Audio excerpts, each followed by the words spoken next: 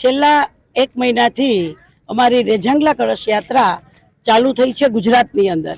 આખા ભારતભરમાં ભ્રમણ કરતી આ રેઝાંગલા કળશ યાત્રા આહિર વીર સપૂતો જે અમારા 114 વીરોએ બલિદાન આપ્યું છે અને ચીનની સામે છાતીએ જે લડ્યા છે એવા અમારા આહિર વીરોને માટે અમે કળશ લઈને આજે ઘેર ઘેર લતે લતે અને રાજ્ય રાજ્યમાં ફરી રહ્યા છીએ। તો આજે રાજકોટની અંદર આ કળશ યાત્રા આવી રહી છે ત્યારે પરમવીર ચક્ર શ્રી યોગેન્દ્રજી યાદવજી પણ આ યાત્રામાં સામેલ છે। સાથે સાથે દિનેશ યાદવજી પણ આ યાત્રામાં આવી રહ્યા છે।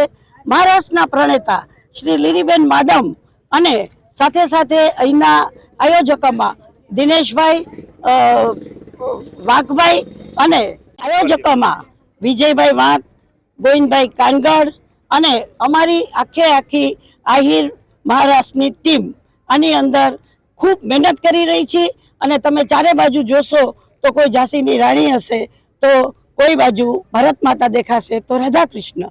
આમ ખૂબ ઉત્સાહભેર અમે લોકો આજે કળશનું સ્વાગત કરવાના છીએ રાજકોટના આહિર સમાજના સર્વે ભાઈઓ અને બહેનો દ્વારા। અને અહીંયા પણ અત્યારે પ્રદીપભાઈ ડવ અમારા જે પૂર્વ મેયર છે, નરેન્દ્રભાઈ, દરેક નિલેશભાઈ અને ખાસ તેમણે મહેનત કરી છે એવા સુરેશભાઈ અને એમની ટીમ અહીંયા ખૂબ મહેનત કરી રહી છે।